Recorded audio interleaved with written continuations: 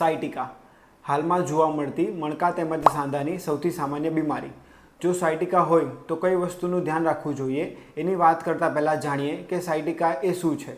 Sciatica એ કમરમાં રહેલા મણકા દબાવવાના કારણે તેના વચ્ચે રહેલી ગાદી ખસી જવાથી બાજુમાંથી પસાર થતી સાયટિકા નવ દબાવવાના કારણે થતી બીમારી છે, જેના કારણે કમરથી લઈને એડી સુધી પગના પાછળના ભાગમાં દુખાવો થવો, પગમાં ખાલી ચડવી તેમજ ઝંઝનાટી આવી જેવી સમસ્યાઓ થાય છે।